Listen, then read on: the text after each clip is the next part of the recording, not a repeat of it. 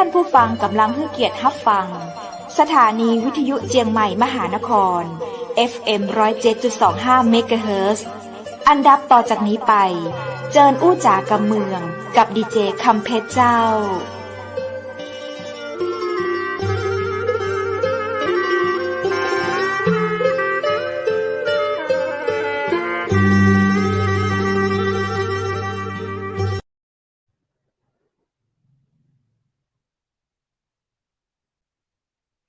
สวัสดีเจ้าสวัสดีคุณผู้ชมที่ฮักและก็ตึงหาจัดนักนะเจ้ายินดีต้อนรับเข้าสู่รายการอู้จ่ากำเมืองตังเจียงใหม่มหานครแพร่ภาพออกอากาศจากอาคารวังสิงคำอำเภอเมืองจังหวัดเจียงใหม่เจ้าคุณผู้ชมเจ้าปีกับปากับข้าเจ้าดีเจคำเพชรและทีมงานเชียงใหม่มหานครเช่นเคยนะเจ้าวันนี้ป้ากันวันอังคารที่28เดือนธันวาคม2564เวลา 20:00 นถึง 21:00 นเช่นเคยนะเจ้ามากับเรื่องราวดีๆมีสาระนะเจ้าเอามาอู้เอามาจ๋าเอามาเล่าสู่กันฟังเจ้าแต่ละวันแต่ละเวลาเนาะก็จะมีท่านผู้รู้ท่านผู้มีประสบการณ์นำเรื่องราวมาให้เราได้ติดตามรับฟังท่านใดที่สนใจรับฟังนะเจ้าแล้วก็มีคำถามฝากคำถามได้กับทีมงานนะเจ้ายินดีนะเจ้าที่เราจะนำเสนอให้กับแขก VIP ของเราได้มีคำถามคำตอบผ่านทางรายการ1ชั่วโมงตรงนี้นะเจ้าซึ่งในวันนี้นั้นทางรายการเราได้รับเชิญแขกผู้มีเกียรตินะเจ้าซึ่งแขกผู้มีเกียรติของเชียงใหม่มหานครเราจะฮ้องเพิ่นว่า VIP นะเจ้าสำหรับ VIP ในวันนี้นั้นคุณผู้ชมเจ้าเพิ่นเป็นนายกสมาคมสื่อมวลชนเพื่อการท่องเที่ยวเชิงปฏิบัติการเพื่อการสร้างภาพลักษณ์ด้านการท่องเที่ยวไทยนะเจ้าเพิ่นเคยมาอู้มาจากับเราครั้ง2ครั้งอันนี้น่าจะเป็นครั้งที่2นะเจ้าของท่านที่จะมาอู้มาจากับเราในเรื่องของการพัฒนาการท่องเที่ยวประเทศไทยในยุคโควิดนี้ในโอกาสนี้นั้นคุณผู้ชมชาวเจิญคุณผู้ชมได้ปะกับท่านดร.สว่างทองอำไพหรือว่าดร.โตจากจังหวัดนครนายกเลยยินดีต้อนรับท่านนายกยินดีต้อนรับดีเจบูตัวเจ้า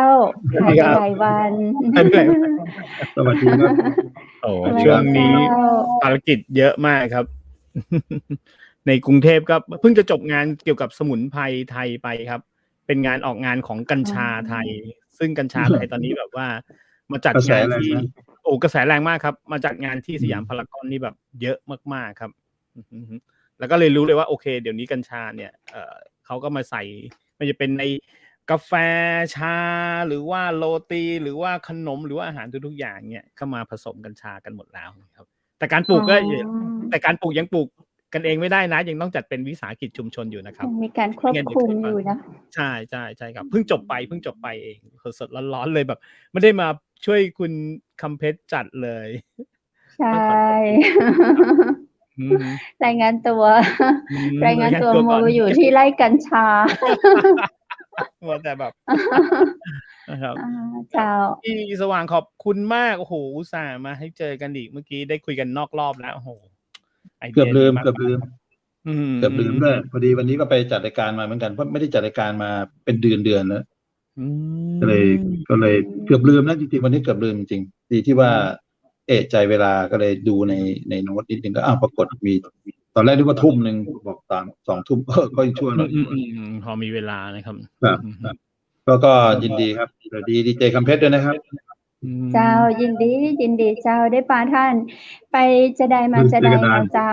บ่ได้ปะกันมื้อนี้ไปอยู่ที่ไหนเนี่ยอย่างพ้องเจ้า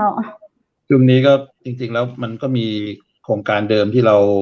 ต่อยอดให้เสร็จสิ้นภายในสิ้นปีโดยเฉพาะในเรื่องก็เราก็เพิ่งกลับมาจากจังหวัดน่านนะครับเพื่อที่จะไปดูเรื่องของแหล่งท่องเที่ยวรวมไปถึงเรื่องของ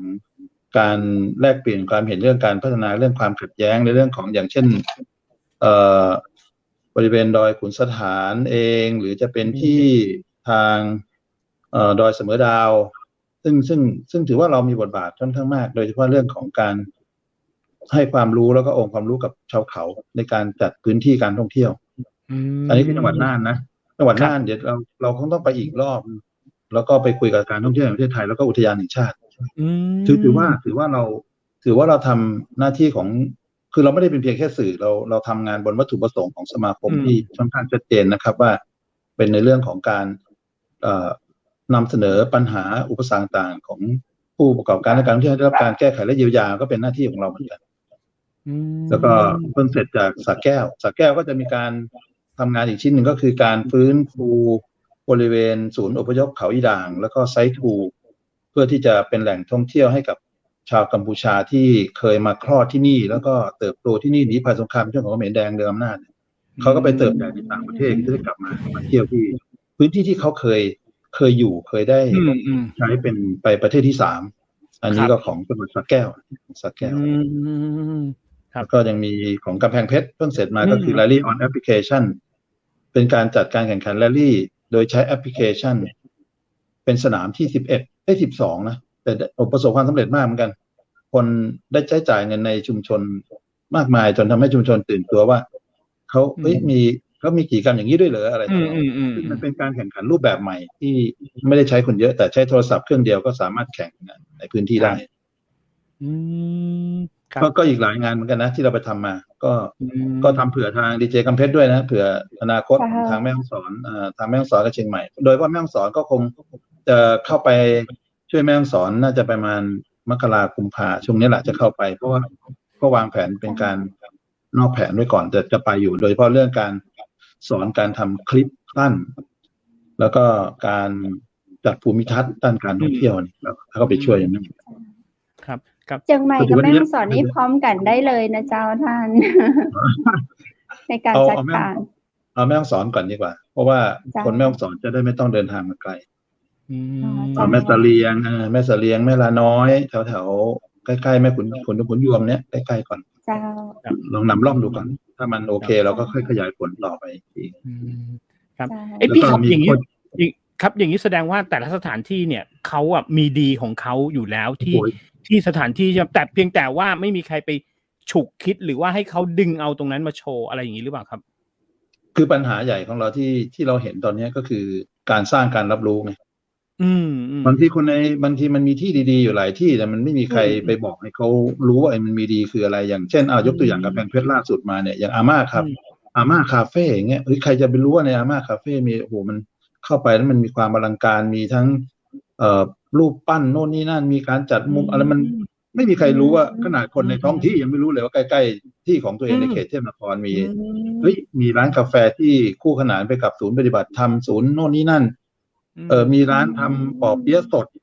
ต้นตำรับอยู่ข้างๆอะไรเงี้ยมันขาดการสร้างการรับรู้ไงเราก็เลยเอาประเด็นเรื่องนี้มาคุยกันว่าเราจะทำยังไงให้แล้วเรายึดแนวคิดว่าคนในชุมชนย่อมรู้ดีกว่าคนนอกชุมชนแล้วเราไม่ต้องใช้คนเยอะถ้าเราสามารถสร้างคนในชุมชนให้สามารถสร้างการรับรู้ได้โดยผ่านตัวเขาเองเนี่ยแล้วสร้างสตอรี่สร้างคอนเทนต์ตัวเองได้เนี่ยก็เลยเป็นที่มาของโครงการจัดทำสอนการจัดทำคลิปสั้นเพื่อสร้างภาพลักษณ์ด้านการท่องเที่ยวและการเรื่องการท่องเที่ยวเนี่ยเป็นโปรเจกต์นึงที่เราทำขึ้นมาสอนคนที่เก็บตกให้เขาทำคลิปสั้นๆแล้วก็สามารถที่จะโพสต์ไปแชร์ในแต่ละแพลตฟอร์มได้เขาก็ได้ช่วยอีกแรงหนึ่งใช่ไหมส่วนใครมีคนติดตามเยอะก็ว่ากันไปตามส่วนใครเราช่วยกันแชร์ได้แล้วก็แชร์กันไปก็จะเป็นคือเรานำสิ่งที่เรามีอยู่แล้วมาประยุกต์ให้ดีขึ้นให้เป็นที่รู้จักของคนมากยิ่งขึ้นอย่างที่ท่านตอนแรกคืออย่างจังหวัดสระแก้วจังหวัดน่านซึ่งเป็นขอบชายแดนซึ่งเมื่อก่อนนี้เวลาเราจะไปตามขอบชายแดนต่างๆเราจะกลัวแต่ว่าตอนนี้เราปรับเพื่อเป็นสถานที่ท่องเที่ยวเพื่อมีความสุขแทนความน่ากลัวตรงนั้นก็มีบางอันนะอย่างเช่นพี่คนหนึ่งเขาทำช็อกโกแลตเองอย่างเงี้ยเราก็บอกว่าลองทำให้เป็นซิกเนเจอร์ของตัวเองได้ไหมเขาทำมา3 อันเขาบอกว่า3 อันเนี้ยขอเป็นราคาพิเศษเลย คือเขามีบทมีอะไรต่างๆใส่โกโก้อะไรต่างๆโอ้โหแบบมันโอเคมากแล้วก็เลยมองว่าเฮ้ยสำคัญเนี่ยถึงบอกไงว่ามันสำคัญที่เราค้นหาและสร้างการรับรู้แต่ที่สำคัญตอนนี้เรามองไม่ได้มองเรื่องรับรู้อย่างเดียวเรายังมองเรื่องภาพลักษณ์ด้วยครับอย่างวันนี้ที่คุยกันว่าคือเรื่องเรามองว่าสมาคมสื่อกับบทบาทการสร้างภาพลักษณ์ด้านการท่องเที่ยวเนี่ยเป็นหน้าที่ที่เราต้องทำคือเราไม่สนใจว่าใครจะคิดอะไรยังไงแบบไหนอย่างไรเราก็เดินตามแผนของเรามองว่าคือเรามองว่าสมมติฐานเราทำแบบนี้แล้วมันใช่มันก็เป็นไปตามนั้นแล้วเราไม่มีแรงกดดันเราไม่ได้เอาราชการที่สำคัญคือเราดึงเอาราชการมาช่วยภาคประชาชนด้วยไม่ใช่ว่าให้ประชาชนเดินอย่างเดียวนะเรายังเป็นตัวกลางอย่างเช่นพิจิตรอย่างเงี้ยล่าสุดเนี่ยพิจิตรเนี่ยก็จะเป็นอีกจังหวัดหนึ่งที่เราจะเข้าไปช่วยซึ่งเขาถือว่าเขาเต็มใจมากเลยพิจิตรเนี่ยจะเป็นจังหวัดหนึ่งที่เราจะเข้าไปช่วยในเร็วๆนี้ก็คือการตั้งสมาคมสื่อมวลชนการเที่ยวจังหวัดพิจิตรแล้วก็เราจะทดลองนำร่องโดยใช้โครงการ The Social Network เราใช้คำว่า The Social Media Network Scrum ตัวนี้แหละที่เราจะทำขึ้นมาเป็นโปรเจกต์ใหม่คือสกรรมอย่างที่คุยให้วุฒิฟังอ่ะก็คือคำเพชรอาจจะยังไม่ได้ฟังนะโครงการนี้ซึ่งจริงเรายังไม่ได้เผยแพร่ความคิดนี้ออกไปเท่าไหร่ยกเว้นตัว Rally on App แต่ Rally on App เนี่ยได้รับความสนใจมากหลายๆพื้นที่ถามหาว่าจะมาแข่งที่หมู่บ้านเขาจังหวัดเขาได้ไหมอะไรต่างโอเคแล้วมาถึงเน็ตเวิร์กสกรรมเนี่ยเรามองว่าทุกคนมีโซเชียลมีเดียมีแพลตฟอร์มต่างๆอยู่ในมืออยู่แล้วนะเพียงแต่ว่าสอนเขาให้ทำให้ง่ายแล้วก็เอาไปใช้ให้เกิดประโยชน์โดยเฉพาะอะไรก็ตามที่มันเกิดขึ้นแบบฉับพลันทันใดได้โดยเฉพาะเรื่องของการไลฟ์อย่างเงี้ยใช่ไหมการไลฟ์การทำ TikTok เนี่ยซึ่งมันทำสั้นๆแล้วสามารถถึงมันจะไม่มีดีอะไรมากมายแต่มันสามารถแชร์ออกไปได้เนี่ยก็เลยมองว่าถ้าเรานึกถึงการปั่นหุ้นทำไมคนปั่นหุ้นมันปั่นขึ้นแล้วก็เลยมองว่ามันเกิดจากเครือข่ายนี่เองนี่มันเกิดจากเครือข่ายเนี่ยแล้วก็มองว่าไอ้ต้องโซเชียลมีเดียเราจะทำไงให้คนที่มีโซเชียลมีเดียอยู่ในมือเนี่ยเราไปสักที่หนึ่งแล้วเราก็ช่วยกันปักหมุดใช่ไหมเช็คอินไลฟ์ TikTok แชร์ Facebook ไลฟ์ออกมาผมว่าเราทำพร้อมๆกันทุกๆคนเนี่ยมันผมเชื่อว่ามันเกิดกระแสแต่มันจะเพราะอะไรเพราะแต่ละคนมันก็จะมีผู้ติดตามแต่ละคนก็มีเพื่อนอยู่แล้วอ่ะครับก็เลยเชื่ออย่างน้อย1 ต่อ 5 1 ต่อ 10ใช่คือเราลงไปสัก50 คนเราก็เชื่อว่ามีคนประมาณ100,000อยู่กับคน50 คนใช่ถูกไหมไม่ต้องเสียตังค์คนในพื้นที่ไม่ต้องเสียตังค์ด้วยตอนนี้ยกตัวอย่างอีกอันที่หนึ่งที่เราจะอย่างทำอย่างแพร่อย่างเงี้ยแพร่มีกาแฟแม่หลวงอย่างเงี้ยถามว่ากาแฟเขาโอเคไหมกาแฟแม่หลวงโอเคนะคำเพชรดูไหมกาแฟแม่หลวงอร่อยมากแล้วก็ปลูกเองทำเองบดเองแล้วแบบมันเป็นสิ่งที่เราควรจะต้องเข้าไปช่วยเขาในการสร้างการรับรู้เขามีแพ็กเกจจิ้งของตัวเองอะไรอย่างเงี้ยเนี่ยเป็นโครงการที่เราคิดว่าถ้าเราช่วยกันทำเราช่วยกันเผยแพร่เราช่วยกันสอนเขาให้ผลิตได้เขาพึ่งตัวเองได้เนี่ยผลดีมันก็เกิดกับชุมชนเองครับใช่เรามองอย่างนั้น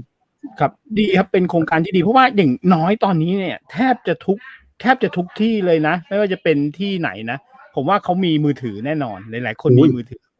แทบทุกคนเลยเนาะคิดยังไงถึงบอกไงว่าเนี่ยคนมีมือถืออยู่เนี่ยถามว่าขี้เหร่บางคนใช้ไม่เป็นเลยเนี่ยอย่างน้อยเขาก็มีไลน์อย่างตอนนี้มันมีVWoomมาอย่างเงี้ยVWoomซึ่งมันง่ายๆใกล้ตัวเนี่ยถามว่าเราสอนเขาได้ไหมTikTok ได้ไหมโถ TikTok นี่ง่ายเลยTikTok นี่ขี้เหร่แล้วถ้าคุณทำคายมาสเตอร์ทำโปรแกรมตัดต่อได้แล้วแชร์ได้ยิ่งคายตัวเดียวมันแชร์ไปได้ไม่รู้กี่แพลตฟอร์มเลยนะทีเดียวเลยมันสามารถทำได้เพียงแต่ว่าทำให้เขาตัดต่อให้เป็นใส่เสียงนิดหน่อยใส่เพลงไม่นั่นได้นั่นผมว่ามันเริ่มต้นจากสิ่งเหล่านี้ก่อนครับหรือแม้แต่จริงๆแล้วการที่เขาไลฟ์สดเนี่ยมันก็คือเหมือนเป็นการถ่ายรายการทีวีรายการหนึ่งเลยนะการที่เขาไลฟ์ครับที่พี่บอกวุฒิไงว่ามันไม่มีสูตรสำเร็จไงคำเพชรเข้าใจไหมว่าคือตอนนี้การนำเสนออะไรก็ตามมันไม่มีสูตรสำเร็จยิ่งอย่างเราไลฟ์สดเราไลฟ์อย่างเงี้ยผมมองว่ามันไม่ต้องมีพิธีรีตองอะไรมากมายแต่มันเป็นเรียลไทม์พอมันเป็นเรียลไทม์ทุกคนก็อยากรู้อยากดูอยากเห็นนี่มันทำอะไรกันมาอะไร อืม คุยมากนะดีเจกำเพชรไม่คุยให้เราเป็นสองคนเนี่ย ฟังกำลังแบบตามไปด้วยในยุคดิจิตอลเนี่ยเนาะ ไม่ จะ ก็ ตามอาจารย์ไม่ทัน ยิ่งที่แม่เสลียงด้วยนะแม่เสลียงผมว่าต้องทำเลยแหละ หนาว เพราะว่า มา แม่ ก เส ตอน ลียง นี้ เนี่ยมีสถานที่หลายๆสถานที่ที่แบบคนแบบอยากจะเห็น เฮ้ย และเห็นด้วยแบบ เรา ภาพ เห็น จริง ๆ เลยนะ เราเห็นครั้งที่แล้วเนี่ย ก็เลยบอกคำเพชรว่าแค่คุณออกไปถ่าย ถึงมันจะเป็นภาพนิ่ง หรือจะเป็นอะไรก็ตามเนี่ย คุณถ่ายแล้วคุณก็แชร์มาเนี่ยยังไงมันก็มีคนรับรู้ต่อ ครับ ถูกไหม คือเขาไป ใช่ คือจริงๆอย่างตัวคำเพชรเองเนี่ยคือเป็นพรีเซนเตอร์ได้ด้วยตัวเองอยู่แล้ว ด้วยบุคลิกด้วยอะไรต่างๆเนี่ยทำได้คือไม่เรามองว่าใกล้ตัวก่อนตัวเราเองเนี่ยเอาตัวเราเองเป็นทุนเดิมก่อนนี่เราก็เพียงแต่ว่าโอเคคำเพชรอาจจะมาเพิ่มทักษะเรื่องการตัดต่อนิดนึงเผื่อบางเรื่องเราทำด้วยมือถือเราเองเนี่ยสั้นๆเนี่ยไปนั่งถ่ายตรงนั้นเสร็จปุ๊บเราสามารถเล่นเสร็จปุ๊บเราแชร์ได้เลยแชร์ไม่ต้องรอเวลาฉะนั้นอาจจะต้องไปช่วยกันทำไม่ว่าจะเป็นแม่เสลียงขุนยวมพอดียกตัวอย่างอันหนึ่งที่เราทำล่าสุดก็คือที่จังหวัดระยองก็คือเนินนาลีเนินนาลีเนี่ยเป็นเนินใหม่ที่ทางสมาคมเนี่ยไปช่วยในการออกแบบก็คือเราใช้เนินดินที่มันเกิดจากการเขาเรียกน้ำทะเลที่มันเซาะเข้ามาจะมีกำแพงไม้ไผ่กันไม่ให้ตลิ่งพังใช่ไหมมันก็จะเกิดเป็นหาดใหม่แล้วแบบไปแต่งทำเป็นมุมเช็คอินทำเป็นเวดดิ้งทำมีมุมเวลคัมดิ้งด้วยมะพร้าวอะไรเงี้ยมันโอเคแล้วปตท.เขาก็รับลูกเลยเขาก็มาช่วยปตท.ก็มาช่วยกันดูว่าจะทำการตลาดขายต่อหัวยังไงโน่นเนี่ยผมมองว่าที่เราทำอะไรมากกว่าที่คิดแล้วทำมันก็มีความสุขที่เราทำก็อย่างนั้นคิดกับทางคำเพชรว่าเราคงไม่ได้รอแค่ช่วงหนองดอกบัวตองบานเดียวโรยไปแล้วคือถ้าอย่างนี้คือเท่ากับว่าเรารอปีหนึ่งเราก็รออยู่เรื่องเดียวได้แค่ครั้งเดียวใช่แต่จริงๆเรามีสถานที่ท่องเที่ยวได้ทั้งปีโปรโมทได้ทุกวันตอนนี้ถ้าพูดถึงทางแม่เสลียงแม่ฮ่องสอนเนี่ยทางแม่เสลียงตอนนี้เจ้าเปิ้ลมีดอยหลักแสนเดี๋ยวจะโปรโมทไวๆนี้เจ้ามันเป็นอย่างนี้คือถ้าเราพูดถึงดอยเนี่ยมันจะต้องมีมุมเช็คอินตัวหนึ่งที่เป็นแมกเนตที่ให้คนไปดอยนั้นให้ได้แต่ถ้ามันไม่มีมุมเช็คอินนะคือมีคำว่าดอยมันก็คือดอยนะมันก็หนึ่งเราอย่างดอยขนุนพัฒนาอย่างเงี้ยเข้าไปแถวที่ทำเครื่องเงินแต่ก่อนน่ะทำเพชรนึงแม่แถวแม่นาน้อยขับรถล้อไปเราเห็นพระอาทิตย์ตกดินตรงโน้นแต่ว่าตรงนี้มันเป็นเนินโล่งมีบ้านมีทำเครื่องเงินแต่ถามว่าเช็คอินอะไรที่มันเป็นจุดเด่นน่ะแล้วอยู่เราจะคนไปคนก็ได้แค่ไปด้านด้นไปหาแต่พอไปเจอมีแค่เนี้ยนะอะไรเงี้ยก็จะกลายเป็นมีแค่เนี้ยนะอะไรคือเมื่อไปถึงแล้วมันต้องมีแบบมุมนี้ถ่ายแล้วเห็นพระอาทิตย์ขึ้นกาแฟมีต้นไม้ที่ไม่เหมือนที่อื่นอะไรเงี้ยมีต้นไม้ถ้ามาอย่างช่วงต่อไปเนี้ยช่วงเดือนหน้าถ้าสมมติว่ามาช่วงเดือนหน้าเนี้ยเราก็จะได้เห็นแบบว่าดอยที่เป็นสีเขาเรียกเป็นสีส้มเป็นสีเหลืองซึ่งจะเป็นช่วงของใบไม้เปลี่ยนสีพอถัดจากนั้นกุมภาพันธ์เรามาเที่ยวเราก็จะเป็นในช่วงของการเห็นป่าเขาเรียกช่วงไม้ผลัดช่วงเขาเรียกว่าอะไรผลัดใบคือมันยังไม่ออกใบใหม่แต่ว่าจะเป็นออกจากสีส้มแล้วมันก็จะเป็นคล้ายๆที่ญี่ปุ่นเหมือนที่ญี่ปุ่นคือสีดอยทั้งดอยจากสีเขียวปกติเป็นสีเขียวเป็นสีน้ำเงินที่เราเห็นไกลๆเป็นสีน้ำเงินก็จะกลายเป็นสีเหลืองเป็นสีส้มสวยงามมากจากนั้นมันก็จะเริ่มผลัดใบเริ่มผลัดใบนี่ก็ยังน่าเที่ยวอยู่นะคะเพราะว่าตามยอดดอยก็ยังจะมีแบบหมอกสวยๆหมอกให้เราแบบแทนใบไม้ครับด็อกเตอร์มาได้ทั้งปีถ้าจะมาคือเรากำลังนั่งคณะท่องเที่ยวมาได้ทั้งปีเรากำลังนั่งคิดอย่างนี้ว่าคืออันดับแรกบางอย่างเนี่ยมันอาจจะต้องแต่งตัวบ้างก็ต้องแต่งตัว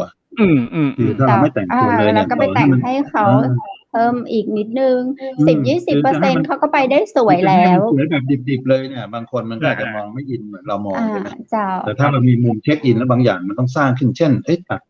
มีดอกไม้ตรงนั้นหน่อยดีไหมมีมุมเช็คอินประมาณสัก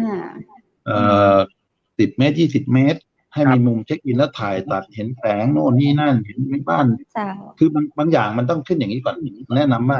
เบื้องต้นน่ะคำเพชรต้องกลายเป็นนักดีไซน์ ครับ เอาไปถ่ายรูปมุมนี้แล้วพระอาทิตย์เป็นอย่างนี้ยังไง ใช้ฟิลเตอร์แบบนี้แสงมาแบบนี้ออกมาตัดอย่างนี้แสงอย่างนี้ยังไง ตรงนั้นอ่ะ มันจะเป็นการที่ถึงบอกว่าวันนี้ที่เราคุยกันคือเรื่องของ ครับ การสร้างการรับรู้และภาพลักษณ์ด้านการท่องเที่ยว ภาพลักษณ์ อืม เจ้า คือภาพลักษณ์เนี่ยมันไม่ได้อยู่เพียงแค่ คนไปแล้วเกิดความประทับใจนะครับ มันก็ต้องมีเรื่องของความปลอดภัยความสะดวก ทุกอย่าง เจ้าบ้านที่ดีอย่างเงี้ยถามว่า ครับ ผมไปดอนขนุนพัฒนาเนี่ยเข้าไปแล้วบ้านชุมชนเนี่ยมันมีอะไรที่ดีกว่าที่เข้าไปดอยอื่นไหมพิเศษกว่าที่อื่นไหมสอง ครับ คือทำยังไงให้นักท่องเที่ยวอยู่ตรงนั้นให้นานเพื่อที่อะไรเพื่อที่คือเข้าใจไหมว่าทฤษฎีท่องเที่ยวแม่งต้องอยู่นานๆไม่ได้ซื้อของได้กิน ครับ กินน้ำอะไรอย่างเงี้ย ใช้ต่อหัวให้มากที่สุด อะไรประมาณนั้น ใช่ ครับ ประมาณนั้น ครับ นี่คือมันเป็นแนวคิดการจัดการท่องเที่ยวอยู่แล้ว คือทำยังไง ใช่ เจ้า ให้นักท่องเที่ยวอยู่ตรงนี้ให้นานแล้วมีกิจกรรมทำให้เยอะ ครับ ใช่ไหม ครับ ก็แต่อย่างเครื่องเงินอย่างเงี้ยเขาจะตีเครื่องเงินเองได้ไหมเป็นกำไรเป็นอะไรสักข้อหนึ่งที่แบบเขาทำด้วยตัวเขาเองเสร็จแล้วเขาสามารถเอากลับบ้านได้ด้วยมือของเขาเอง โดยที่มันไม่ต้องผ่านกระบวนการอะไรซับซ้อนอ่ะ ครับ ใช่ อย่างเงี้ย เป็นฝีมือของคนที่มาเที่ยว เขาเรียกเป็น DIY ไง เจ้า DIY เนี่ยสำคัญ เจ้า ก็เหมือนยกตัวอย่างลำพูนอ่ะลำพูนของอาจารย์วิทูลของปลัดวิทูลเนี่ยทำไมทำพระพิมพ์ลำพูนเนี่ย ครับ คนอัดพระพิมพ์ไว้เนี่ย ตอนขากลับก็แวะเอาพระพิมพ์ที่ผมว่ามัน ของเราทำเอง แล้วก็ยังบอกแนวคิดนี้นะให้นครสวรรค์ทำเพราะมันเป็นแหล่งรวมของแม่น้ำทั้ง4 สายมาจบที่ปากน้ำโพใช่ไหมลองเอาดินปากน้ำโพมาอัดเป็นพระยอดฮิต โอ้โห ของ ไอเดียดีมากครับ อันนี้คือบอกอาจารย์ชำนาญอยู่นะว่าให้แกทำเดี๋ยวก็ต้องตามไปแกอยู่เหมือนกันเพราะแม่แบบเนี่ยเราขอทางอาจารย์วิทูลมาแล้วว่า ให้แกไปทำแบบพิมพ์มาจากไหนแล้วเอาตรงนั้นมาทำแล้วทำแพ็กเกจดีๆผมว่ามันโอเคนะฉะนั้นถึงบอกว่าวันนี้เรามีดี แต่การทำให้คนรู้ว่าเรามีดีเนี่ยสำคัญขณะเดียวกันก็คือการเรามามองเรื่องของคนจะไปเที่ยวที่ไหนก็ตามเนี่ยเรื่องของภาพลักษณ์เนี่ยเป็นเรื่องใหญ่มากแล้วยิ่งตอนนี้นะทั้งโควิดทั้งอย่างยกตัวอย่างเรื่องของท่องเที่ยวชุมชนถ้าเรามองหัวใจของมันคือ1สะดวกสะอาดปลอดภัยใช่ไหมไม่เอาเปรียบมีคุณธรรมเป็นเจ้าบ้านที่ดีอย่างเงี้ยถ้ามันอยู่ในอนูเหล่านี้ได้เนี่ยคนไปมันก็อบอุ่นใช่ไหมยกตัวอย่างแม่คำปองที่เชียงใหม่แม่คำปองสุนัขก็ไม่มีวิ่งมากัดนักท่องเที่ยวสักตัวนะชุมชนก็เป็นระเบียบห้องน้ำก็เป็นสัดส่วนโน่นนี่นั่นตอนนี้เราลองไปเทียบบอกเกลือที่น่านบอกเกลือที่น่านก็ดูรกดูมันก็คือรกคือมันกลายเป็นแหล่งท่องเที่ยวที่รกไปแล้วตอนนี้โอ้เสียดาย ขายของไม่เป็นระเบียบคือมันก็ดูเสียภูมิทัศน์ไปแล้วขณะเดียวกันตอนนี้ที่เราพูดถึงอย่างท่องเที่ยวเรื่องโฮมสเตย์เรื่องการทำท่องเที่ยววิถีชุมชนเนี่ยมันก็ไม่ง่ายนะอย่างเช่นโฮมสเตย์เนี่ยผมยกตัวอย่างโฮมสเตย์เนี่ยคุณไปอยู่กับชาวบ้านแล้วเนี่ยทำยังไงให้นักท่องเที่ยวเชื่อมั่นได้ว่าเฮ้ยเขาอาบน้ำไม่มีคนมาส่องเขาอาบน้ำอันนี้สำคัญมากใช่ไหม2ที่เดินไปบ้านไหนหมาไม่ไล่กัดเขา3กินทานข้าวอยู่ไม่มีกลิ่นขี้ควายไม่มีขี้หมาไม่มีขี้ไก่อย่างเงี้ยเราจะทำยังไงให้และที่สำคัญข้อที่4ก็คือคนในชุมชนเป็นไปได้ไหมที่คุณสมานฉันท์กันก่อนบางทีไม่กินบ้านนี้อยู่บ้านนี้ไปถึงบ้านโน้นก็ด่าบ้านโน้นในบ้านนี้ฟังใช่ไหมคำเพชรว่ามันก็กลายเป็นว่านักท่องเที่ยวไปแทนที่จะสบายใจกลายเป็นที่มารองรับอารมณ์เครียดเหมือนเดิมใช่อันนี้สำคัญมากจริงๆมากเพราะว่าจริงๆแล้วอินไซต์ของคนเอาตรงๆเลยนักท่องเที่ยวเนี่ยผมว่าหลายร้อยมากกว่า 50% น่ะก็คงเป็นคนในตัวเมืองนะครับผมเช่นคนกรุงเทพอยากไปเที่ยวอย่างเงี้ยบางทีอาจจะต้องแบบว่าดูว่าวิถีชีวิตเดิมต้องการอะไรใช่เขาต้องการอะไรเขาอยากไปเห็นอะไรยังไงอะไรอย่างเงี้ยผมว่าตรงนี้สำคัญอย่างผมเคยไปแชร์ประสบการณ์ผมเคยไปอย่างเงี้ยอย่างเมื่อกี้ที่พี่โตพูดว่าคือเป็นโฮมสเตย์อย่างเงี้ย บางอย่างเนี่ยมันก็ลำบากไปนะพี่ตรงๆเลยนะบางทีมันก็ลำบาก ห้องน้ำอยู่ไกลมาก เขามีอย่างนี้นะแต่ที่พูดให้ฟังอย่างนะไอ้คนจัดการท่องเที่ยวเนี่ยมันมีอยู่คำหนึ่งที่ว่าไอ้ตัวเองบอกดีประทับใจนะแต่คนมาเที่ยวบอกไม่ใช่แต่คนจัดก็ยังบอกว่าดีอยู่นั่นแหละดีจนไม่มีใครมาไงเพราะว่าคนนักท่องเที่ยวบอกไม่ดีแต่เป็นบอกว่าดีแล้วสุดท้ายคุณจะฟังใครฉะนั้นมันก็ต้องประเมินคุณก็ต้องประเมินจากนักท่องเที่ยวถูกไหมขณะเดียวกันเมื่อประเมินจากนักท่องเที่ยวเสร็จปุ๊บคุณก็มองดูตัวเองคุณก็ต้องยอมถอยหลังมาว่าเอ้ยฉันก็ต้องปรับนะฉันก็ต้องเพิ่มตรงนี้นะฉะนั้นจึงบอกว่าวันนี้การท่องเที่ยวชุมชนอ่ะอย่าคิดว่าประสบความสำเร็จไม่มีทางผมกล้าพูดเลยเต็มปากเต็มคำเลยใครบอกว่า CPT ไปดีโน่นนี่นั่นผมไม่ค่อยเชื่อมันเป็นการพูดบนวาทะที่จะทำให้คนเกิดการยอมรับเฉยๆแต่เวลาเข้าไปสัมผัสจริงจะรู้เลยว่ามันไม่ใช่หรอกแล้วก็ไม่ง่ายด้วย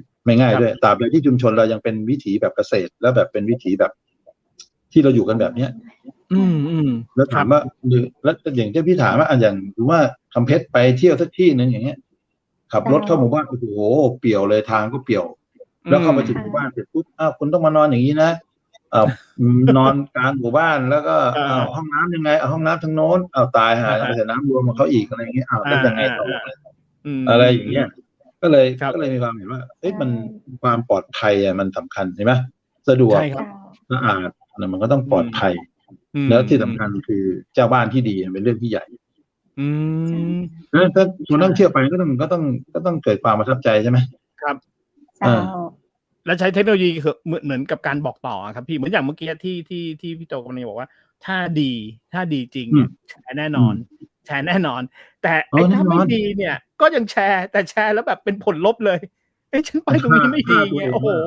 ฆ่าตัวเองแทนที่จะเพราะจริงๆแล้วโซเชียลมีเดียเนี่ยมันมีดีแล้วก็ไม่ดีคือถ้าทำดีเนี่ยโอ้โหคุณติดลมบนเลยแต่ถ้าบางทีไม่ดีขึ้นมาโอ้โหคุณก็แบบมันไอคนส่งอาจจะบอกว่าดีครับแต่คนรับมันบอกไม่ใช่ไงใช่ครับผมถึงบอกว่าการทำอะไรออกมาให้กลางๆแล้วมันใช่อย่างที่คือใช่ทั้งสองฝ่ายเนี่ยมันก็ต้องทำอย่างระมัดระวังใช่ในการทำคนอื่นแล้วแม้กระทั่งเนี่ยเราบอกให้เนื้อตรงเนี้ยดีนะแต่ข้างหลังปรากฏว่ามีโน่นนี่นั่นอยู่ตายแล้วลืมดูอย่างเงี้ยเหมือนเราทำคลิปอาหารอย่างเงี้ยตายแล้วแมงวันด้านเดียวแบ็คกราวด์แบบอะไรไม่รู้ลกลุงลังไปหมดเลยอย่างเงี้ยถูกไหมใหญ่มุมหมากำลังเดินนี่ตายแล้วจะเอาไงดีวะดังนั้นผมบอกว่าบางครั้งการไลฟ์ในพื้นที่จริงแล้วเป็นเรียลไทม์เนี่ยบางครั้งมันก็ต้องไปสอนเขาให้รู้มุมเนี่ยครับอันนี้ผมบอกว่าเป็นองค์ประกอบเป็นองค์ความรู้ที่เราจะต้องเข้าไปช่วยกันดูใครที่มีประสบการณ์ก็ต้องเข้าไปช่วยกันดูคือที่เคยมีความเห็นอย่างว่าคืออย่าให้ความรู้มันตายไปกับตัวนะใครรู้อะไรก็ไปผ่องถ่ายกันไว้ให้คนที่เขาไม่รู้ได้รู้ใช่ก็ยังบอกคำเพชรถึงว่าอาจารย์เจ้าน้องเป็นบอกว่าน้องเป็นถามว่าในกรณีที่แปลว่าปีแล้วไปม่วนแล้วก็เป็นอย่างตรงกับปกเป็นบอก แต่ว่าพอปีนี้ไปมันมาใจเจ้าคือวันเวลามันผ่านไปความเปลี่ยนแปลงมันก็เกิดขึ้นถูกก็อย่าว่าแต่การเวลาเปลี่ยนไปเลยเอาแค่ว่ายกตัวอย่างคือถ้าเมื่อไหร่เราอยู่กับท่องเที่ยวที่เป็นธรรมชาติยกตัวอย่างเฮ้ยจะไปดูหมอกอย่างเงี้ยวันนั้นไปไม่มีหมอกออกสักดอกไม่มีโผล่มาสักก้อนอย่างเงี้ยมันก็เป็นสิ่งที่มันเป็นไปได้เสมอแต่ว่าวันเนี้ยมันไม่ได้มีการเปลี่ยนแปลงเฉพาะตัวธรรมชาติมันยังมีการเปลี่ยนแปลงที่เกิดจากฝีมือของมนุษย์เองอย่างที่ว่าเราไปปลายอย่างเงี้ยอำเภอปลายอย่างปัจจุบันเนี้ยมันถามว่าเฮ้ยอยากไปอีกทีไอเราก็มองดูว่าไปแล้วโอ้โหมันกลายเป็นเมืองไปแล้วมันแบบคือบอกไงว่าเมืองไทยเนี่ยจัดท่องเที่ยวเนี่ยนะได้แต่สักแต่ใช้พื้นที่แต่ไม่รู้จักอนุรักษ์พื้นที่อันนี้อันที่หนึ่งนะอันที่สองก็คือคุณไม่รู้จักเก็บพื้นที่ที่มีอัตลักษณ์ของตัวมันเอาไว้คือขายเท่าที่มันมีเท่าที่มันเป็นถึงหมดเวลาคือหยุดเก็บใช่ไหมเหมือนมีของดีเปิดงานฤดูนึงถึงเวลาปิดแต่ไม่ใช่แบบดีตลอดต้องเป็นเหมือนกับคนไปสร้างโน่นนี่นั่นเพื่อมีความสะดวกนักท่องเที่ยวก็อยากได้ความสะดวกแต่ความเป็นเนเจอร์ความเป็นตัวตนมันเป็นอัตลักษณ์ของเขาหายไปมันเหมือนเราใช้แค่ให้จบชีวิตของเราเท่านั้นเอง แต่ถ้าเรา มันอาจจะเป็นอายุของมันก็เจ้าอาจารย์ อย่างแหล่งท่องเที่ยวสถานที่สมมติเนาะสมมติว่าแหล่งท่องเที่ยวอำเภอปายสมมติเฉยๆอำเภอปายเขามีอายุการเที่ยวของเขามันมีอยู่10 ปีพอจบ10 ปีเดี๋ยวเขาก็มีอำเภอแม่ละน้อยเกิดขึ้นมาเป็นแหล่งท่องเที่ยวแทนที่มันเป็นไปตามความเปลี่ยนแปลงแบบนี้ก็จะเรื่องของการท่องเที่ยวเนี่ย ไม่อันนั้นก็ส่วนหนึ่งนะ เมื่อก่อนอย่างอาจารย์บอกว่าไปแม่ละน้อยโปรโมทว่ามีดีแบบนี้แต่เราไปแล้วเราไม่ประทับใจ แต่อันนั้นคือเมื่อ2 ปีที่แล้วเราไปไม่ประทับใจ แต่พอวันนี้เราไปมันไม่เหมือน2 ปีที่แล้วนะมันมีอะไรที่เปลี่ยนแปลงที่น่าสนใจที่ประทับใจเกิดขึ้นมาในปัจจุบัน ความเปลี่ยนแปลงที่ดีขึ้นบางอันนี้เข้าใจได้นะเข้าใจได้นะเพราะว่ามันเกิดขึ้นจากมือมนุษย์นะครับคือตะกี้ที่เราพูดคอนเซปต์เรากำลังนึกถึงว่าในบางพื้นที่เนี่ยที่เรามีดีเนี่ยเราควรจะคงตัวตนมันเอาไว้คือเราไม่ต้องไปสร้างอะไรเพิ่มเติมมากมายให้นานที่สุดใช่คือไม่ใช่แบบพอคนเริ่มเข้าไปเยอะเดี๋ยวสร้างตรงนั้นหน่อยไหมตรงนี้หน่อยไหมเหมือนดอยเสมอดาวอย่างเงี้ยคุณก็ยกคนเข้าไปสร้างกลางเต็นท์นอนกันตรงโน้นซึ่งถามว่ามันเหมาะไหมถ้าเป็นผมให้ข้างล่างเลยที่เหลือตรงเนินนะให้ไปถ่ายรูปใช่ไหมไม่ต้องไปขุดทำลายไอ้สันดินเพื่อที่จะกางเต็นท์โดยรอบแล้วผมถามว่าคุณไปขุดทำไมเนี่ยเราทำไมเราไม่บอกนี่คืออัตลักษณ์ของดอยเสมอดาวนี่คืออัตลักษณ์ของสถานนี่คืออัตลักษณ์ของทุ่งบัวตองอย่างทุกวันนี้คนไปทุ่งบัวตองมันก็มีบ้านคนเกิดขึ้นมากมายเพราะนักท่องเที่ยวไปคุณก็ต้องการสร้างรองรับนักท่องเที่ยวถูกไหมแต่ถามว่าแล้วมันสูญเสียความเป็นภูมิทัศน์ของตัวมันไปหรือเปล่าล่ะก็ยกตัวอย่างเกาะยกตัวอย่างเกาะอย่างเงี้ยเห็นชัดเลยอย่างที่เราไปกลับมาอย่างที่สตูลกับตรังเนี่ยยกตัวอย่างง่ายๆที่หลีเป๊ะอย่างเงี้ยทำไมผมไปหลีเป๊ะเมื่อประมาณปี32-33เนี่ยนะมันแบบดูดีมากแล้วแบบมีบ้านอยู่ต่ำกว่าต้นมะพร้าว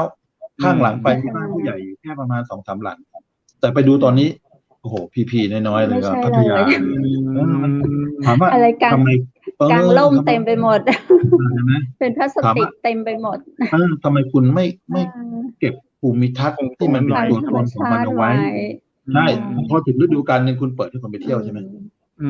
ทุกคนก็เข้าไปเที่ยวดิคุณก็เสพความเป็นธรรมชาติแบบเดิมๆอย่างเงี้ยยกเว้นมีหาดหินงามโอเคหาดหินงามนี่ยังถือว่าดีเพราะว่ามันไม่สร้างอะไรมากกว่านั้นไม่ได้ก็ถือว่าเห็นไหมพอไปหาดหินงามทีไรก็จะมีความสวยงามด้วยตัวของมันเอง30 ปี60 ปีเหมือนเดิมแต่ลีเป๊ะกับเปลี่ยนไปเลยเห็นไหมลีเป๊ะเปลี่ยนแบบหน้ามือเป็นหลังมือไปคือโอ้โหเพราะหลังเช่าที่ใช่ผมเห็นด้วยกับพี่นะครับเพราะว่าจริงๆแล้วอย่างเราเคยไปอย่างต่างประเทศอันนี้ต้องยกตัวอย่างจริงบางทีเราเห็นการบริหารจัดการเขาดีมากคือสถานที่ท่องเที่ยวของเขาเนี่ยไป10 ปีเนี่ยก็ยังเป็นอย่างนี้เหมือนเดิมนะเขาไม่ให้คือแบ่งโซนเลยถ้าคุณจะไปพักเนี่ยคุณไปพักไกลๆเลยแต่ถ้าเกิดคุณอยากมาเที่ยวเนี้ยคุณค่อยขับรถเข้ามาเที่ยวไกลเลยเวลาจะถ่ายรูปให้มุมเนี้ยอยากถ่ายมุมเนี้ยเมื่อ10 ปีเพื่อนไปถ่ายเนี่ยเราก็มาถ่ายเหมือนกันเลยแต่ถ้าเป็นเมืองไทย10 ปีถ่ายแปลกใจอาจารย์คือทำไมแบบคนไทยเราจะต้องอยากได้ที่พักในที่สถานที่เที่ยวตรงนั้นตรงนี้แหละนี่แหละสำคัญที่ยกตัวอย่างให้ฟังอย่างหนึ่งที่เคยพูดกับหลายๆคนว่าฝรั่งเนี่ยเขายอมเสียค่านอน200แต่ถือว่ามีเงิน 2,000 นะฝรั่งนอน200ตื่นเช้าเขาจ่าย 1,800แต่คนไทยนอน 1,800ตื่นเช้าจ่าย200เข้าใจเลยเข้าใจไหมเอาเงี้ยง่ายๆคือนอนดีเขาว่าแต่เที่ยวเดี๋ยวใช้นิดหน่อยแต่ฝรั่งเขาบอกคืน200เขานอนแค่ไม่ถึง8 ชั่วโมงเขาก็ตื่นขึ้นมาเที่ยวต่อได้แต่คนไทยเอา8 ชั่วโมงเป็นชั่วโมงที่ต้องจ่ายสูงสุดแต่ตื่นขึ้นมาจ่ายน้อยหน่อยซึ่งกลายเป็นคนไทยขับรถเที่ยวแล้วแบบคือเที่ยวแบบไม่มีอันจะกินแต่ฝรั่งเที่ยวเขามีอันจะกินแต่เขารู้จักกินเนี่ยครับซึ่งเนี่ยซึ่งบอกว่าคนไทยเนี่ยเราเนี่ยติดค่านิยมในการเที่ยวแบบนอนในที่ดีอะไรอย่างนั้นไปเราเขาเรียกว่าอะไรนะเอางี้แบบพูดง่ายๆเที่ยวไม่เป็นใช่ครับเที่ยวไม่เป็น เพราะว่าถ้าบริหารจัดการดีๆนะอย่างโอเคอย่างผมเคยไปบ่อเกลือเนี่ยบ่อเกลือสวยมากแต่ผมไปมาหลายปีแล้วบ่อเกลือสวยมากภาพเป็นภาพที่แบบโอ้โหเหมือนภาพวาดอะไรเลยอย่างเงี้ยคือจริงๆแล้วถ้าจะให้ดีเนี่ยผมว่าโอเคคุณจะพักอำเภอเมืองก็ได้นะครับอย่างน้อยคุณจะพักอำเภอเมืองคุณจะไปเที่ยวบ่อเกลือเนี่ยคุณเช่ารถไป เคยตื่นเช้า ธุรกิจเช่ารถก็ได้เงินถูกไหมครับเช่ารถก็ได้เงิน แล้วคุณไปบ่อเกลือเนี่ยแค่เสพด้วยตาพอไม่ต้องไปนอนพักไม่ต้องไปอะไรขนาดนั้นไม่ต้องอะไรขนาดนั้นก็เหมือนสปันไงสปันก็ไปปั่นที่กันแล้วตอนเนี้ยแล้วสุดท้ายผมบอกว่ายังนั่งคุยว่าสปันเนี่ยไม่เกิน10 ปีนะ1ขยะ2ไฟไม่พอน้ำไม่พอ4ที่มีปัญหา6คนเกิดความขัดแย้งเดี๋ยวค่อยดูแล้วกันแต่นี้ก็เลยฝากใช่ก็เลยฝากทางแม่เสลียงไว้แม่เสลียงเนี่ยสวยอยู่แล้วตอนเนี้ยสถานที่สวยอยู่แล้วอย่าพึ่งให้ใครที่แบบว่าเดี๋ยวถ้าเกิดวันใดวันหนึ่งแม่เสลียงบูมขึ้นมาปุ๊บเนี่ยไปโหอย่างเงี้ยผมว่าพี่จะบอกคำเพชรอย่างหนึ่งนะคือตัวแม่เสลียงเนี่ยมันเป็นสถานีเชื่อมโยงได้ในหลายอำเภอถ้าเอาเสลียงแบบแม่เสลียงเป็นกลางๆเลยนะคือคุณไปขุนยวมแล้วคุณสามารถส่งต่อนู่นนี่นั่นมันสามารถไปได้อีกเยอะแยะเลยนะเพียงแต่ว่าคราวนี้มันอยู่แค่นี้เองว่าเพียงแต่ว่าแม่เสลียงเนี่ยอย่าให้สวยแบบดิบต้องสวยแบบแต่งตัวประดิษฐ์นิดประดิษฐ์นิดอะไรอย่างเงี้ยต้องมีแต่ถ้าแบบดิบเลยเนี่ยขายไม่ออกครับเอาแค่เนินเนี่ยที่ลงจากนั่นไปถึงปั๊มปตทนะแต่ก่อนนี่คนละเรื่องกันเลยไปดูอีกทีเปลี่ยนแปลงแบบมโหฬารเลยแล้วซึ่งถนนกว้างใหญ่ไปศาลเดินทางก็สะดวกขึ้นอะไรเงี้ยเพียงแต่ว่าเมื่อมันสะดวกขึ้นเสร็จปุ๊บเนี่ยสำคัญอยู่ที่ว่าแล้วเราจะนำเอาจุดแข็งของแหล่งท่องเที่ยวที่ไม่ว่าจะเป็นแม่เสลียงหรือที่ไหนก็ตามเนี่ยเอามาคือพี่กำลังมองเรื่องท่องเที่ยวเหมือนการร้อยลูกปัดเราตรงนี้มีดีอะไรตรงนี้มีดีอะไรที่คนเดินทางไปแล้วมันรู้สึกมันไม่ซ้ำซากแล้วมันมีมุมที่มีความหลากหลายอันเนี้ยต้องไปคือแม่เสลียงต้องไปค้นตัวเองให้เจอต้องค้นให้เจอตอนนี้เชื่อเลยว่าแม่เสลียงยังไม่เจอเพียงแต่ว่ามันจะต้องมีคนเข้าไปเรียกว่าอะไรไปกรุ๊ปปิ้งไปค้นแล้วก็มานั่งคิดกันว่าเราจะออกแบบในรูททริปยังไงจนถึงจะเหมาะอันนี้เดี๋ยวมีโอกาสเนี่ยก็จะลงไปช่วยครับขอบพระคุณล่วงนะคะอย่างนี้ทางพี่โตก็ยังคิดว่าจริงแล้วเมืองไทยหลายๆที่เนี่ยเรายังมีอะไรที่มันซ่อนๆอยู่อีกเยอะไหมครับพี่เป็นร้อยล้านอย่างเลยเป็นร้อยล้านอย่างเลยนะสำหรับเมืองไทยนะจริงเอาอย่างนี้ยกตัวอย่างนครนายกทุกวันเนี้ยบางทีตอนนี้แหล่งท่องเที่ยวมันเกิดได้หลายแบบนะเกิดตามธรรมชาติเกิดจากการตกแต่งเกิดจากมนุษย์สร้างขึ้นในกระสุดแท้แต่มันก็มีและที่สำคัญมีแหล่งท่องเที่ยวเกิดจากการเปลี่ยนแปลงของธรรมชาติก็มีใช่อันนี้น่าสนใจใช่คือในส่วนของหนูเนี่ยหนูจะมองนครนายกเนี่ยเหมือนแม่กำปองคือแม่กำปองเล็กๆแต่นครนายกคือเป็นจังหวัดใหญ่ๆแต่เขาจะมีน้ำไหลผ่านเมืองไหลผ่านป่าไหลผ่านมีต้นไม้นครนายกมันมีมีข้อดีอยู่อย่างคือมันเป็นเมืองที่อุดมสมบูรณ์ครับอากาศดี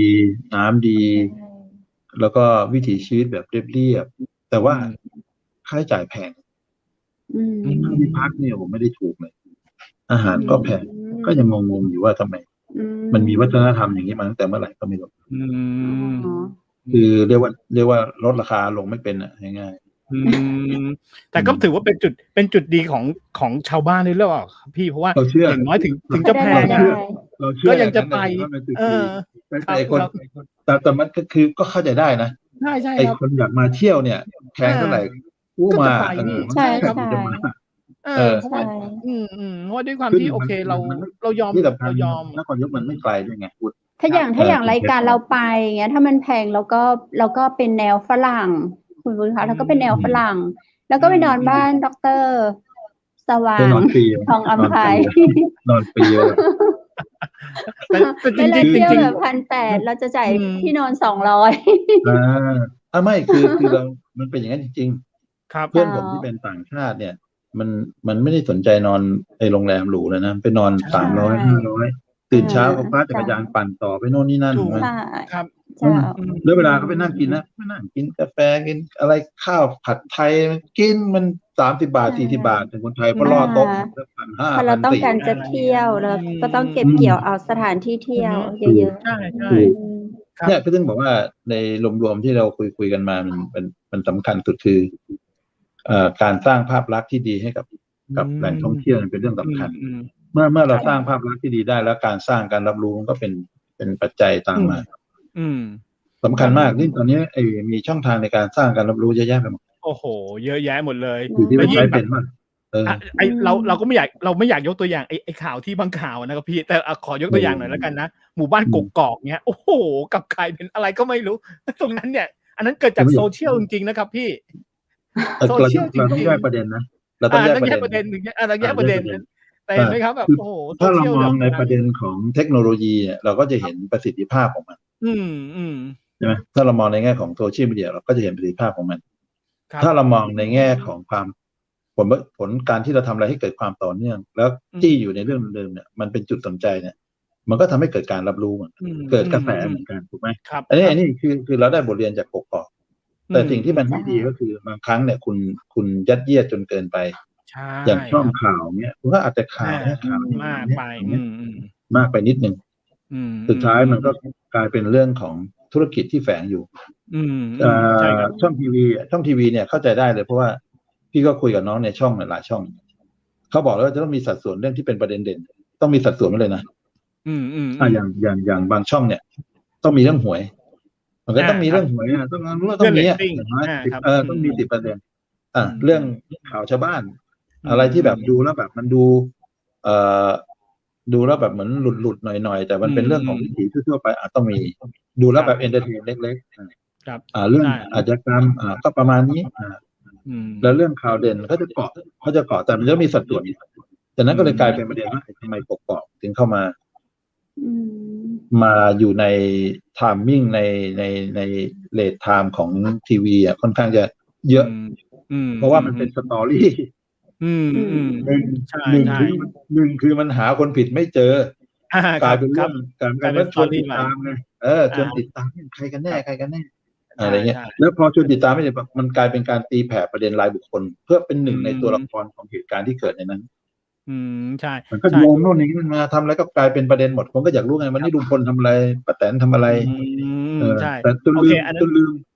ใช่ครับอันนั้นเป็นประเด็นวันนี้พนักงานสอบสวนก็สอบสวนเรื่องน้องเขาพูดถึงไหนวะใช่ครับอันนั้นเป็นประเด็นของกกอกแต่อันนี้เรา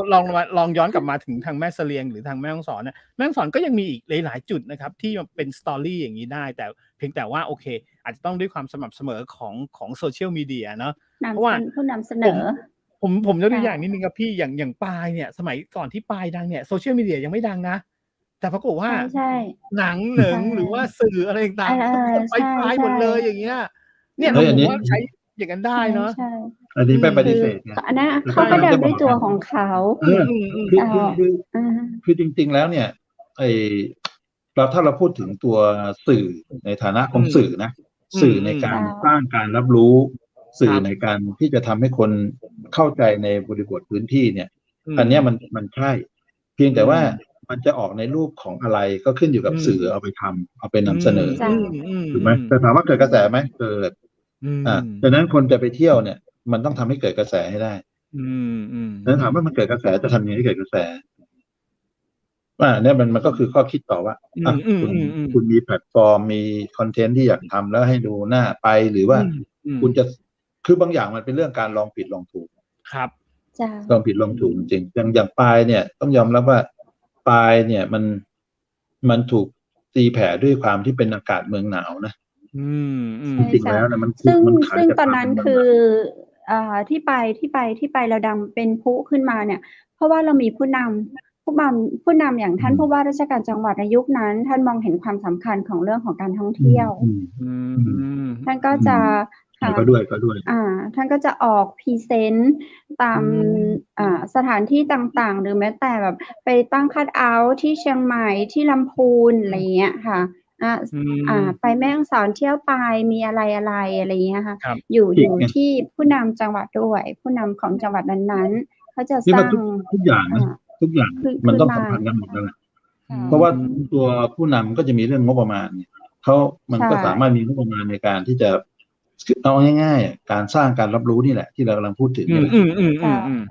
คือคุณเอาไปทำคัทเอาท์ก็เป็นการรับรู้อย่างหนึ่งครับก็เป็นสื่ออย่างหนึ่งว่าก็เป็นจิกประเด็นก็คือการรับรู้อย่างหนึ่งคือทำให้เห็นซ้ำๆแต่ปัญหาของมันก็คือว่าการที่เราจะทำยังไงให้ภาพตรงนั้นออกมาแล้วเกิดน่าสนใจ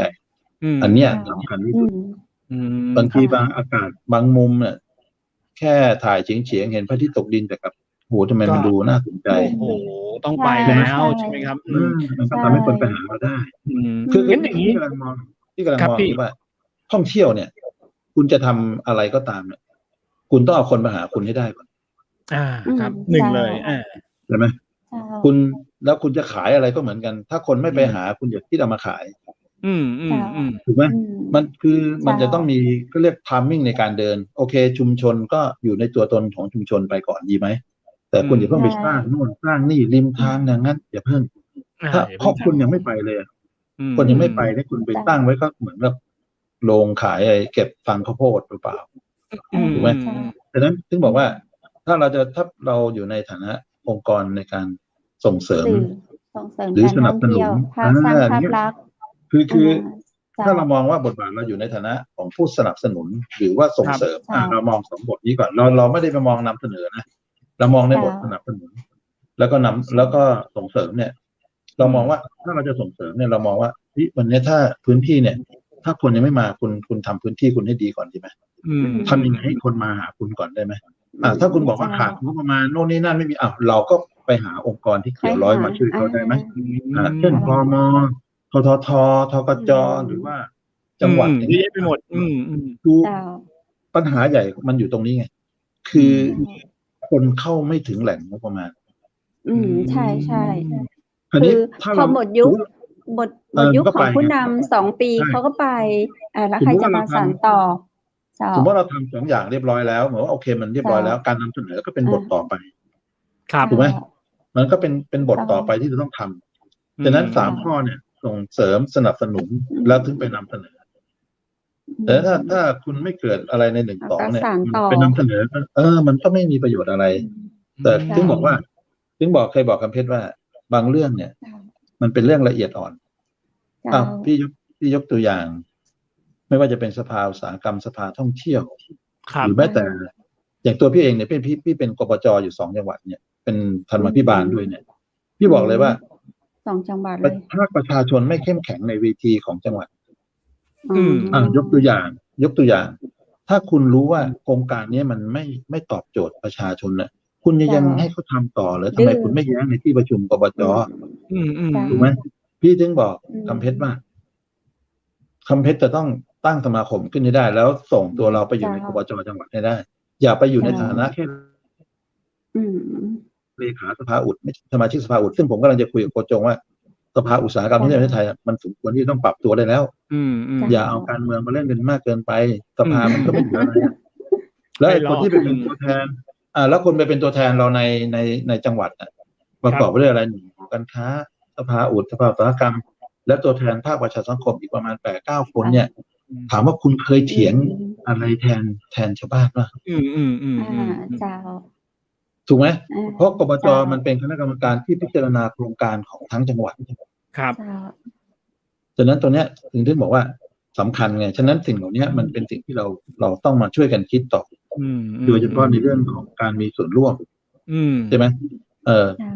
เราไม่ทำงานเอาใจราชการนะแต่เราต้องทำงานบนหลักการว่าประชาชนต้องมีส่วนร่วมและผลประโยชน์มันต้องเป็นของภาคประชาชนของประชาชนใช่ครับต้องสร้างเครือข่ายให้ประชาชนพี่ต้องบอกว่าเราต้องสร้างเน็ตเวิร์กเราให้กว้างเข้าไว้ถึงบอกเพชรว่าการที่สมาคมสื่อเนี่ยตอนนี้เราลิงก์เนี่ยมันลิงก์หลายจังหวัดฉะนั้นเมื่อเรามีเน็ตเวิร์กอย่างล่าสุดเนี่ยเราคุยกันเรื่องของการประชุมเพื่อพัฒนาผลิตภัณฑ์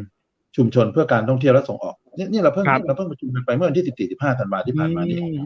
จนเกิดเป็นองค์กรภาคีเครือข่ายเพื่อองค์กรภาคีเครือข่ายผลิตภัณฑ์ชุมชนเพื่อการท่องเที่ยวและส่งออกแห่งประเทศไทยซึ่งเราตั้งแล้วก็จะรวมเอาคนแต่ละจังหวัดที่มีผลิตภัณฑ์เนี่ยเป็นแกนของแต่ละจังหวัดแล้วรวบรวมผลิตภัณฑ์ตัวเองเอาไว้อันไหนที่พัฒนาไปสู่พรีเมียมได้เราค่อยไปส่งออกถ้าพรีเมียมไม่ได้เราเข้าโรงแรมดีไหมเอาไปเข้า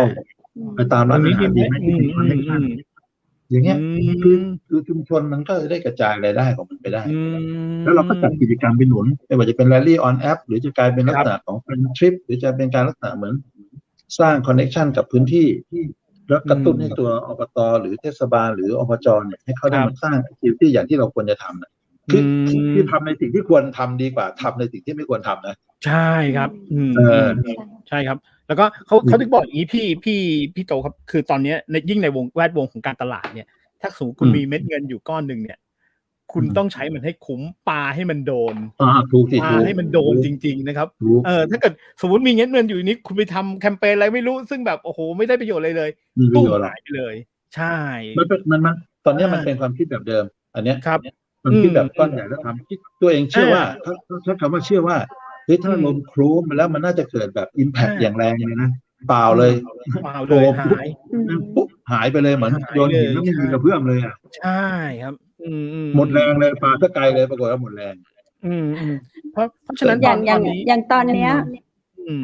คุณรู้เลยครับคุณเล็กก่อนโทษทีพูดถึงแบบยุคนี้เนาะเขากำลังแบบเห่อกันในเรื่องของการสุ่มเหมือนการสุ่มกล่องสุ่มใช่กล่องสุ่มอะไรกล่องสุ่มคืออย่างนี้ไอแนวคิดเนี้ยใครมีตังค์ก็ทำได้ใช่จริงป่ะใครมีตังค์ก็ทำได้อาจารย์เห็นด้วยหรือเปล่ายังไงมันจะยั่งยืนหรือเปล่าถูกไหมครับคือถามว่าเห็นด้วยไหมต้องแยกประเด็นอ่ะประเด็นที่หนึ่งคือถ้ามองในแง่ของการค้านะเป็นเทคนิคการตลาดอันนี้ก็ถือว่าเขาทำได้ก็ถือว่าโอเคมันเป็นการสร้างกระแสให้คนติดตามเหมือนเราทำลอตเตอรี่ออกมาแล้วรางวัลที่หนึ่งสัก150 ล้านอย่างเงี้ย1,000 ล้านนี้ถามว่าใครจะไม่แห่ไปซื้อล่ะถูกไหมแล้วอย่างกล่องสุ่มมันก็ถือว่าเป็นเทคนิคการตลาดอย่างนึงอย่าลืมนะว่าเขาได้กำไรนะคุณบอกว่าสมมติว่าในกล่องนึงเนี่ยคุณลงทุนไปแค่100,000สมมติโทษ30,000คุณขายได้100 กล่องละ10,000เป็นเงินเท่าไหร่100 ล้านครับถูกไหมแล้วทำไมเราไม่เอากล่องสุ่มนี้มาสุ่มทำแบบว่าไปเที่ยวจังหวัดโน้นจังหวัดนี้ไปทำอะไรที่จังหวัดโน้นจังหวัดนี้มาประยุกต์แบบนี้บ้างเนาะไม่แรงมันไม่แรงพอไม่แรงพอถ้าคุณบอกในกล่องผมมีรถ3 คันเอาไหมมีรถมีทองคำมีโน่นนี่นั่นคนก็อยากเห็นแล้วแบบอาจจะได้รถสักคันหนึ่งไหมลงทุน10,000ได้รถคันหนึ่งมันคุ้มนี่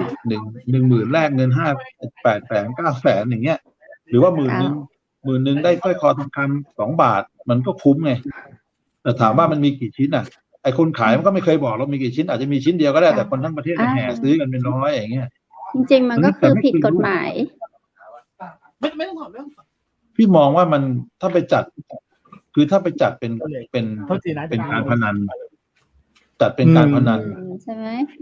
มันถ้าเป็นการพนันพี่ว่าการเสี่ยงโชคมันก็พูดยากนะแต่ถามว่าแล้วมันไปหลอกลวงคนไหมเขาก็ไม่ได้หลอกลวงนะคนซื้อมันซื้อด้วยความที่เองจะซื้อไม่ได้บังคับ2เขาก็ประกาศชัดนะว่าแต่ละกล่องมีอะไรบ้างเขาก็ประกาศชัดนะไม่ใช่ว่ากล่องนึงมีแล้วแต่เขาเพียงแค่ว่าไม่ได้บอกแค่นั้นว่ามันมีอยู่กี่กล่องแต่ก็รู้ว่ามีใช่ไหมมีถ้าเขาประกาศมาว่า10 กล่องมีรถอยู่10มี1 กล่องมีกล่องละ1 คันเนี่ย10 กล่องถ้าคุณไปหมดแล้วไม่ครบ10 คนเนี่ยไม่มีอย่างนี้คุณต้องมาว่ากันอีกทีแต่นี่เขาก็ประกาศกันชัดด้วยจริงแต่เขาเรียกว่ารีเป็นเท่านั้นเองว่าเขามีทองคำนะมีรถนะแต่มันไม่บอกไงว่ามีอยู่กี่คันครับนี่ถามใกล้ๆเลยตั้งเป้าของสมาคมสื่อเพื่อการท่องเที่ยวของเราครับเป้าที่พี่โตอยากเห็นใกล้ๆนี้เลยพี่โตอยากเห็นภาพอะไรครับภายในโอเคเอาหลังจากจบโควิดเงี้ยพี่โตอยากเห็นภาพอะไรในการท่องเที่ยวของไทยเนี่ยครับสิ่งแรกที่เราอยากเห็นนะคือเราอยากเห็นเราแน่ๆคือเราอยากเห็นคนในชุมชนมันไปได้คืออยากเห็นคนในชุมชนที่เขาสามารถเดินต่อได้ด้วยตัวของเขาเองอันเนี้ยเราอยากเห็นแล้วก็ที่สำคัญก็คือเราอยากเห็นคนไทยเนี่ยกลับมาเที่ยวบ้านตัวเองนะเราอยากเห็นคนไทยกลับมาเที่ยวบ้านตัวเองอยากเห็นคนไทย มาอุดหนุนสินค้าของคนไทยซึ่งกันและกันเอง เนี่ยเราอยากเห็นแล้วก็ที่สำคัญคือเราอยากเห็นคนในชุมชนเนี่ยเป็นคนอเนกประสงค์คือเป็นได้ทั้งนักการตลาดเป็นได้ทั้งนักพัฒนาเป็นได้ทั้งอะไรเป็นได้ทั้งนักทุนคนคนเดียวเนี่ยสามารถทำได้หลายอย่างได้ไหมเรากำลังมองว่าแล้วตัวโซเชียลมีเดียนี่แหละที่เรากำลังมองว่าเมื่อโซเชียลมีเดียมันเข้ามาตอบโจทย์ในยุคแบบนี้ได้เนี่ยเราทำไงให้เข้าถึงอันนี้ที่เราอยากเห็นแล้วก็ที่สำคัญที่เราอยากเห็นมากกว่านั้นก็คือเราอยากเห็นคนไทยรักประเทศตัวเองมากกว่านี้ว่ะเที่ยวไทยแล้วก็ใครที่อยู่เมืองนอกก็รักประเทศไทยก็กลับมาเที่ยวประเทศไทยถึงแม้ว่าในวันนี้ทางสมาคมเราได้สมาคมในประเทศไทยนี้ประมาณ10สมาคมที่จดทะเบียนแล้วใช่ไหมในนามของสมาคมสื่อเหรอสมาคมสื่อตัวนี้จดทะเบียนเป็นนิติบุคคลแล้วเนี่ย3 จังหวัดแล้วก็กำลังยื่นอีกประมาณ17 จังหวัดกำลังยื่นก็รวมเชียงใหม่กับแม่ฮ่องสอนด้วยแม่ฮ่องสอนของแม่ฮ่องสอนก็วันนั้นเชียงใหม่กับแม่ฮ่องสอนวันนั้นก็ได้คุยกับทางเปียกไว้ว่าก็อยากให้ไปคุยกับคำเพชรเพื่อคุยจับมือกันทำงานซะว่าเราจะขับเคลื่อนกับพวกเปียกเขาก็มีประสบการณ์คำเพชรก็มีประสบการณ์เลยได้ช่วยกันทำงานใช่ไหมใช่เปียกเขาเป็นมัคคุเทศก์ไม่ได้เปียกเขาเป็นมัคคุเทศก์เป็นไม่ได้นั่นแหละบอกเขาละยังไงให้ไปคุยส่วนทางพี่อดุลพี่อะไรนะที่เป็นเจ้าของโรงแรมชื่อละที่คุยกันพี่อดุลใช่ไหมคุณอดุลนี่คือที่แม่เสลียงที่ว่ามีมาที่เชียงใหม่หรือว่าแม่เสลียงแม่เสลียงคือคุณอดุลค่ะคุณอดุลสุภลักษณ์คือเรากำลังมองว่าตัวของสมาคมธุรกิจท่องเที่ยวของแม่ฮ่องสอนมันไม่เข้มแข็งเนี่ยผมมองอย่างนั้นนะใครมองไงผมไม่รู้แต่มองว่าไม่เข้มแข็งเพราะถ้าคุณเข้มแข็งจริงแบบนี้แม่ฮ่องสอนมันต้องเป็นตัวแทนของคนแม่ฮ่องสอนได้มากกว่านี้แต่น่านที่เราไปส่งเสริมมากับมองว่าน่านแต่ตื่นตัวมากกว่าครับเนี่ยของเวียงสาที่เป็นตัวแทนสมาคมเราที่จังหวัดน่านเนี่ยเขาตื่นตัวนะเขาไปพัฒนาโน่นนี่นั่นไปประสานทางโน้นไปเจอปัญหานี้เขาทุกคนกลับมามองว่าทำไมทางน่านเนี่ยเขารวมกลุ่มกันดีโดยเฉพาะน่านเหมือนพี่แอลเหมือนคุณแอลมาดามแอลที่ชัยนาทใช่ไหมคะของแอลเขาเป็นอย่างนี้ของแอลเนี่ยเขาเกิดขึ้นบนฝั่งด็อกเตอร์คะเดี๋ยวเราจะฝากด็อกเตอร์ไว้ในอีพิโซดหน้ามาเล่าต่อความเข้มแข็งของแต่ละสมาคมใช่คุยครึ่งวันไม่หมดในของแต่ละสมาคมอยากให้ด็อกเตอร์เอามาแชร์เอามาคุยก็ขอบคุณนะครับทางรายการที่ได้ให้เกียรติเข้ามาร่วมรายการแล้วก็คิดว่าอาจจะเป็นประโยชน์ไม่มากก็น้อยนะครับก็ต้องขอบคุณทางเพชรแล้วก็ขอบคุณทางวุฒิด้วยแล้วก็คิดว่าถ้าผมไม่ติดอะไรก็ยินดีที่จะเข้ามาอัปเดตข้อมูลนะแล้วถ้ามันมีอะไรที่ทางท่านผู้ฟังคิดว่าทางสมาคมเราเองเนี่ยสามารถที่จะเข้ามาช่วยหรือว่าช่วยมาสนับสนุนหรือว่าให้องค์ความรู้อะไรต่างๆเหล่านี้ก็ติดต่อมาที่ดีเจคำเพชรก็ได้นะครับโดยเฉพาะที่เรากำลังจะทำตรงนี้ก็คือเรื่องของการสอนการทำคลิปสั้นอะไรต่างๆเหล่านี้นะครับถ้าสนใจก็ติดต่อมาทางเราก็อาจจะต้องไปหางบนะฮะแต่ถ้าไม่มีงบเรามีวิทยากรไปช่วยนะครับทางท่านก็เตรียมอาหารไว้แค่ละกันเดี๋ยวเราเดินทางไปสอนให้เองนะครับก็ขอบคุณทั้ง2ท่านนะครับช่วยสอนตัดต่อกับช่วยใครทำได้ครับมาเลยเดี๋ยวต้องจองตัวกันนะเอาคำเพชรไปตัดจองตัวขอบคุณมากก็ขอบคุณวันที่มานะขอให้มีสุขภาพร่างกายแข็งแรงนะแล้วก็ขอให้ท่านผู้ฟังที่ติดตามรับฟังรายการอยู่ก็ขอให้มีอะไรรายได้มีเงินมีทองมีสุขภาพร่างกายปลอดจากโรคโควิดและไอโอไมครอนก็อย่าเข้ามาใกล้เคียงนะก็ขอให้ร่ำรวยทุกคนนะขอบคุณมากนะครับขอบคุณมากครับพี่เจ้าสาธุเจ้ายินดีขนาดเลยเนาะวันนี้ได้ฟังเรื่องราวของการท่องเที่ยวที่อัปเดตขึ้นมาโดยสมาคมสื่อมวลชนเพื่อการท่องเที่ยวเชิงปฏิบัติการเพื่อการสร้างภาพลักษณ์ด้านการท่องเที่ยวไทยนะเจ้าคุณวุฒิก็ได้หลายจังหวัดแล้วเนาะที่ผ่านไปด้วยความตั้งใจของดร.โตหรือว่าอาจารย์สว่างทองอำไพนะเจ้าเป็นกับเป็นผู้นำที่จะนำร่องแต่ละจังหวัดมันก่อนท่านเกาะมาดามแอลเนาะ มาเล่าให้เราฟังในส่วนของจังหวัดชัยนาทเจ้า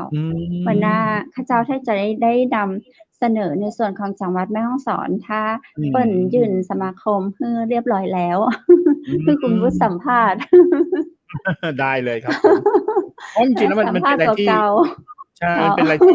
ที่น่าสนใจอย่างผมไปมาหลายจังหวัดเนี่ยผมก็ยังเห็นบางมุมนะคุณเพชรบางมุมโหน่าสนใจมากแต่โอเคเหมือนอย่างที่ทางดร.พูดอ่ะมันยังไม่ได้มีการเปิดเผยออกมาอย่างเงี้ยเช่นบางมุมนะตกแต่งเสื้อผ้าให้เขา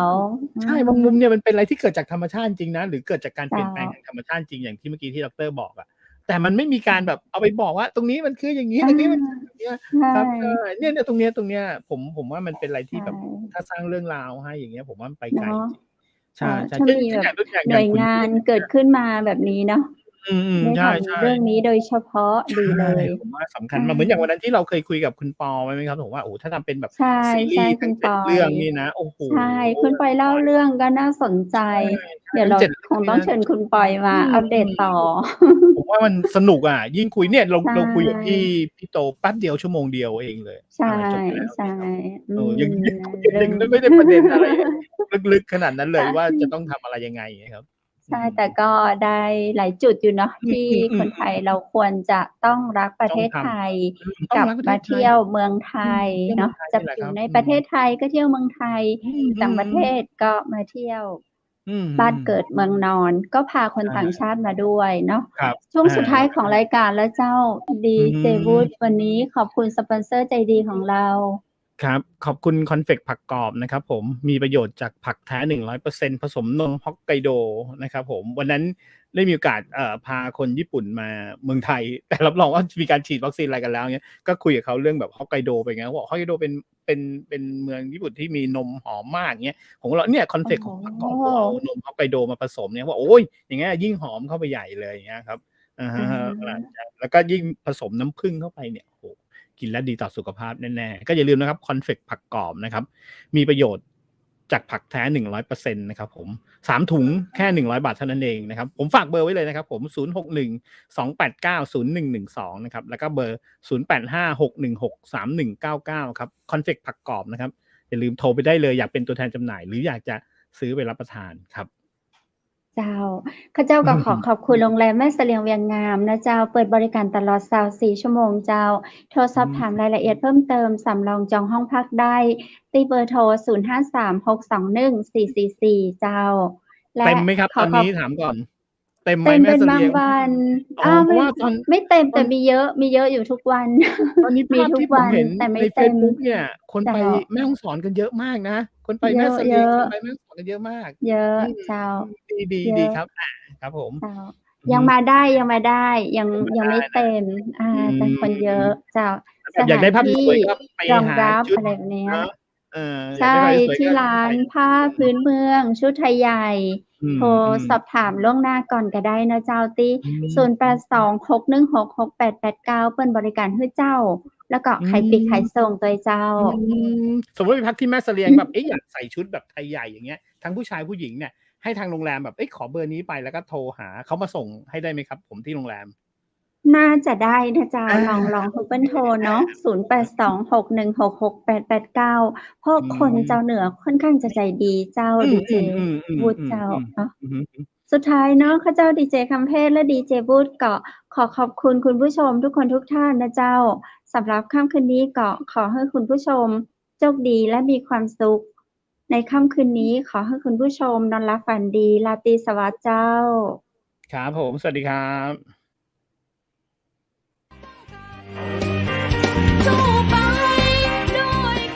สถานีวิทยุเจียงใหม่มหานคร 107.25 เมกะเฮิรตซ์ขอแสดงความห่วงใยและเป็นกำลังใจให้ทุกท่านในช่วงการระบาดของโรคโควิด -19 ในครั้งนี้เพื่อลดความเสี่ยงควรสวมหน้ากากอนามัยทุกครั้งล้างมือเป็นประจำขอให้อยู่ที่บ้านให้นักที่สุดด้วยความปรารถนาดีจากหมู่เฮาเจ้าเจียงใหม่มหานครสนับสนุนโดยกาแฟโกแม็กคอฟฟี่และโรงแรมแม่เสลียงเวียงงามโทร053-621-444และ081-595-2883